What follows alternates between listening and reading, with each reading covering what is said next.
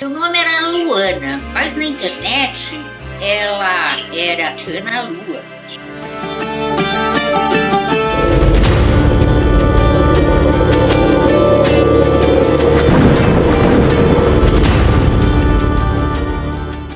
Porque combinava com a expectativa dos seguidores dela.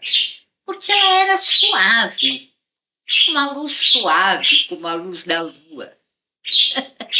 E se transformava lentamente em fases bem delineadas, a crescente, a da expectativa, a cheia, a das histórias plenas que ela contava, exuberantes, da minguante, onde a coisa era mais lenta, mais profunda,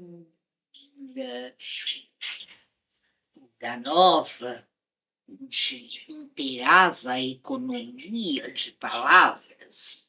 Isso tudo nas lives que ela fazia todas as manhãs na varanda do seu apartamento. Manhãs que cheiravam a café e a manjericão. E o cenário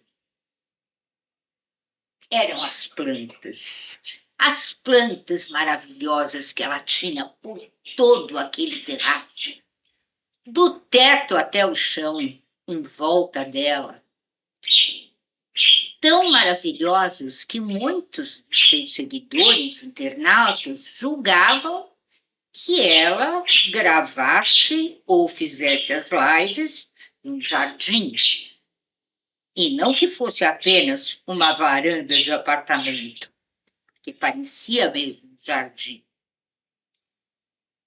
E ela ensinava as pessoas o cuidado das plantas relacionado ao cuidado da alma.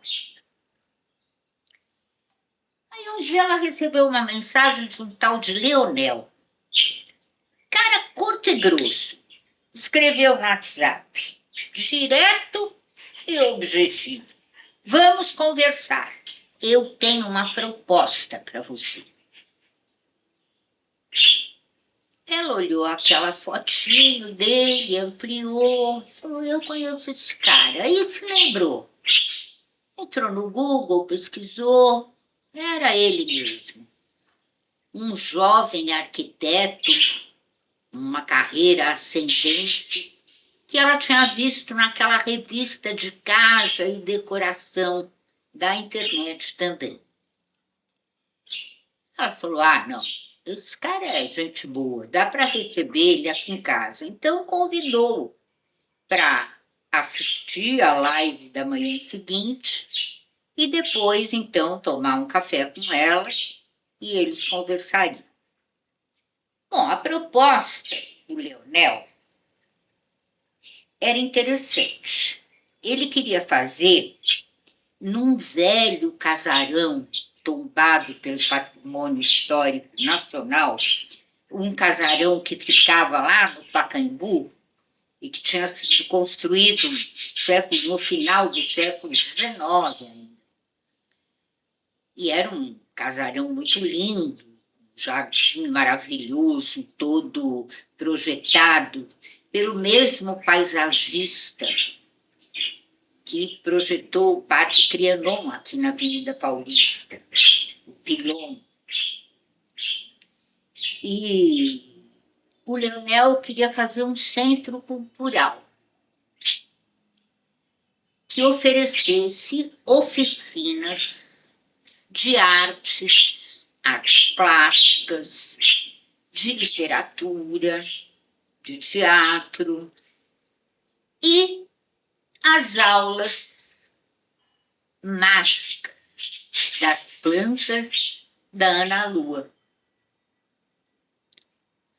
E ele precisava de um sócio, ele já tinha alugado tal casarão já tinha começado e quase concluído as reformas, e ele comentou com ela que era um horror fazer reforma num casarão tombado, porque tinha 1000 burocracias pelo caminho todo, né?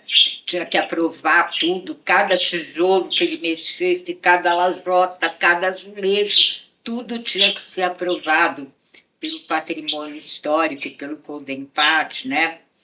E dava trabalho, mas valia a pena.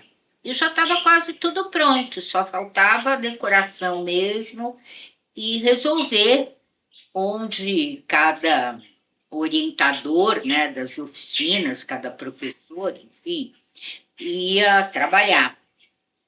Mas ele precisava de um sócio, então ele queria que a Luana, fosse a sua sócia.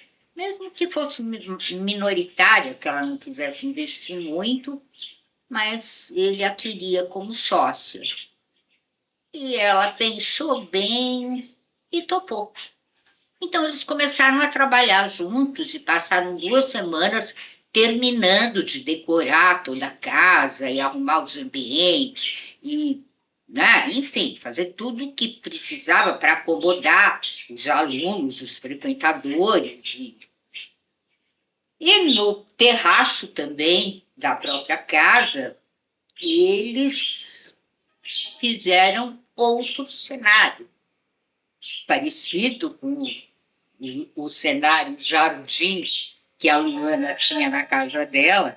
Fizeram um outro cenário também muito lindo, cheio de plantas. E eles foram comprar essas plantas. Compraram plantas em todo lugar, plantas exóticas, plantas lindas, diferentes. E montaram tudo aquela terraço coberto de plantas penduradas, caindo do teto, do chão para cima, árvore da felicidade, beladoras, montanhas de plantas. E no dia da inauguração, foi um sucesso. Eles divulgaram bastante na internet, fizeram um auê danado e chamaram as pessoas para ir lá, ofereceram um coquetel. E a Ana Luana, recebeu os seus futuros alunos da seguinte maneira: ela pedia que cada um escolhesse uma das plantas do terraço, que fosse lá, que tocasse numa das folhas dessa planta e murmurasse com a voz, mas também com o coração e a alma, um desejo. E as pessoas começaram a reparar que quando alguém ia lá e colocava a mão numa folha, numa flor de uma planta que tinha escolhido, essa parecia vibrar. Dava para ver que a planta vibrava mesmo. Algumas não, mas muitas sim. Mas o fato de não vibrar não significava que a magia não estivesse fazendo efeito, não. Por quê? Na semana seguinte, na aula inaugural, uma das moças que tinha estado lá na festa da semana anterior já entrou na sala agradecendo a Ana Lua. Que maravilha, eu fiz um pedido, meu pedido se realizou. E ela tinha tocado numa beladona e a planta não tinha estremecido, não tinha vibrado. Mas o desejo dela tinha se realizado. Era um sujeito que ela vinha há muito tempo se sentindo atraída e que finalmente a convidou para sair, e eles estavam agora começando uma relação. E a moça estava super feliz. Então a aula já começou bem. E a Ana Lua, então, ensinava as pessoas a cuidar das plantas. não só a técnica para plantar uma muda, fazer crescer, podar, adubar, enfim, o cuidado técnico, mas também o cuidado mental, o cuidado da alma. Como passar para aquela plantinha os seus pensamentos, os seus anseios, os seus sentimentos. Como fazer que aquele outro ser vivo, que é uma planta, se tornasse seu parceiro na vida. E assim, logo as aulas da Ana Lua no casarão, que se chamava Casarão Cultura e Jardim, se tornaram famosas. Começaram a ficar muito comentadas, muito concorridas, e as oficinas de teatro, de literatura, também iam bem. E assim foi indo o casarão, né, crescendo, em frequentadores, em cursos, dando suas aulas, fazendo suas oficinas. E um ano depois, a Ana Lua e o Leonel receberam uma proposta de uma grande marca, né, para transformar o Casarão Cultura e Jardim numa franquia nacional, para abrir outros casarões, encontrar, inclusive, outros casarões parecidos, semelhantes, em outras capitais do Brasil e até em cidades turísticas como Olinda e Campos do Jordão. E popularizar todo aquele trabalho que eles realizavam ali naquele casarão do Pacaembu. E uma noite, o Leonel, que sempre levava um vinho para depois do expediente tomar com a Luana, né? E ela também, ela levava os chás, as poções que ela preparava, e ele, uma noite tomando um chazinho desses, perguntou para ela qual seria a diferença entre a magia e o cuidado. E ela respondeu: a diferença está no cultivo das plantas e das ervas. Porque quando você cultiva apenas com a técnica, apenas pensando na coisa material, tudo bem. Se uma erva tem um poder curativo qualquer, que elas realmente têm, continuam tendo. Mas quando você coloca a sua alma nesse cultivo, a coisa muda. E se a erva já tem um poder curativo, esse poder se multiplica, se transforma, aumenta, cresce. Essa é a diferença. Está no cultivo, em você saber colocar o sentimento para aquele outro ser vivo que é a planta, que é isso que a planta é. Uma outra forma de vida sobre a Terra, como também são os animais. Né, Felipe? E eles ficaram discutindo a proposta da tal marca. O Leonel, muito pragmático, achava muito bom, porque eles iam crescer, já sonhava em começar a ter hortas comunitárias nas cidades, e canteiros, e plantas decorativas, e jardins no alto dos prédios, e incentivar tudo isso. E a a Lua, por outro lado, a Ana Lua pensava: se toda essa expansão comercial, propaganda e tornar popular uma coisa, no caso dela, né? No caso das aulas dela, que até então era algo mais reservado a grupos esotéricos ou às pessoas que a vida, por um caminho ou por outro, conduzia até isso, né? Se popularizar isso, tornar isso tão grande quanto aquela marca, não teria algum efeito deletério. Ela pensava isso. Eles ficaram discutindo e resolveram fazer uma contraproposta para tal marca famosa, que restringisse um pouco a maneira de divulgar o trabalho deles, os casarões, e que não tornasse as plantas apenas um produto de consumo como qualquer outro.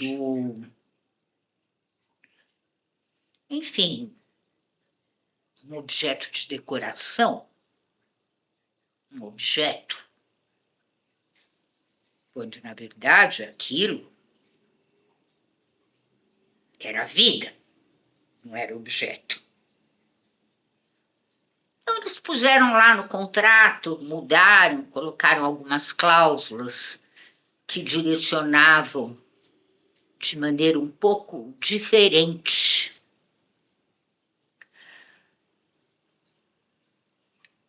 o negócio relativo à parte da Ana Lua, ao jardim, às plantas.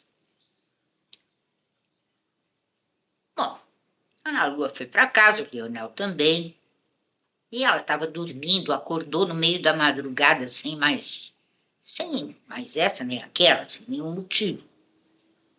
Acordou e resolveu levantar, sair da cama e ir até o seu terraço. Era uma noite de lua cheia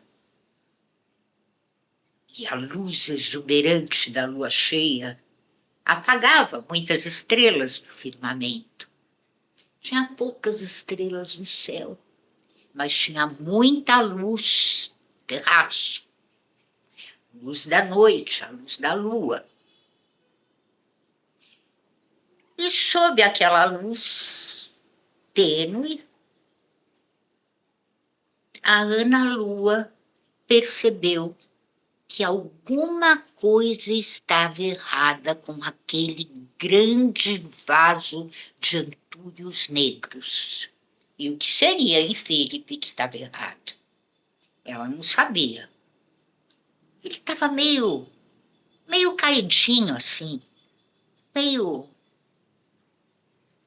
talvez murcho, mas não era bem murcho. As folhas não estavam assim tão viçosas, tão tejudas, né? Estavam meio devagar. Ela pensou: será que eu esqueci de molhar este vaso na hora que eu molhei todos? Aí colocou a mãozinha lá na terra, a terra estava úmida. Então não tinha sido isso. Praga. Não tinha nenhum sinal de praga, não tinha fungo, aquele fungo que é aparente, que mancha as folhas. Não tinha pulgão, que fica tudo aqueles, né? Aqueles pontinhos pretos nas folhas, por baixo, por cima, no caule. Não tinha. Não tinha mosca branca, que você mal vê a mosca branca. Mas se você toca na planta, elas saem voando. E são tão minúsculas, que você só vê uns pontinhos iluminados assim voando em volta da planta. Também não tinha. E a Ana Lua pensou: meu Deus, será que essa terra tem algum vírus?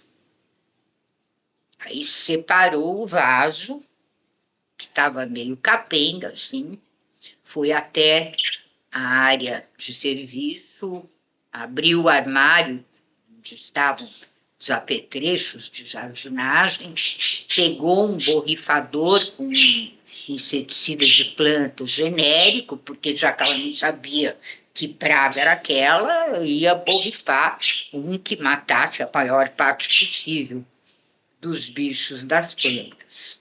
Fez isso, borrifou toda a planta e voltou a dormir.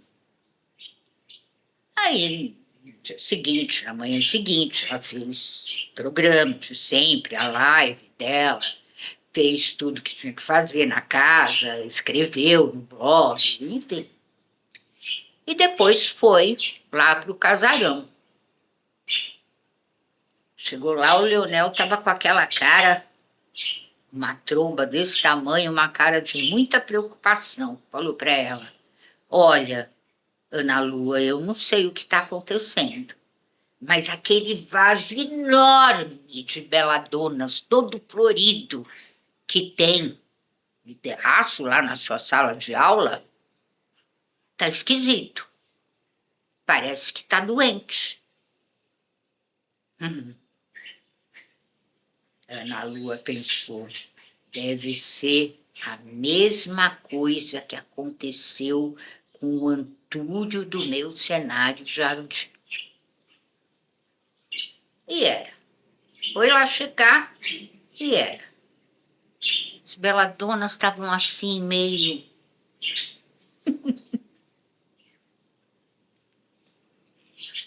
E ela não sabia o que era. Não tinha pulgão, não tinha cochonilha. Cochonilha são aqueles pontinhos marrons, parecem umas joaninhas, mas não tem asas e nem andam. São aqueles pontinhos marrons que ficam no vértice das folhas e vão sugando a seiva e a energia da folha. Se mata com álcool, é fácil. Passa ou um pano com álcool em cada folha, dá trabalho, mas tem que fazer. Ou borrifa, álcool, não puro, água e álcool, né? Pulgão, mosca branca, tem os seus inseticidas de eleição, você pode comprar em qualquer casa de jardinagem. Mas essas coisas misteriosas que às vezes acontecem com as plantas, às vezes são fungos, às vezes são vírus. Vírus é uma coisa muito rara, mas quando é vírus, não tem jeito.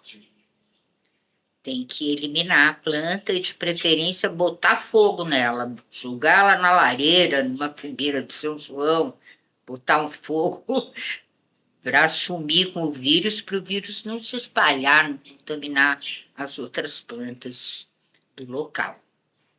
Mas é muito raro. A Ana Lua se lembrava até de uma árvore da felicidade que ela teve que não crescia. Nunca. Não crescia, não crescia, não crescia. Ela não sabia o que era. Botou tudo que era inseticida, os genéricos, os específicos. Não adiantou nada.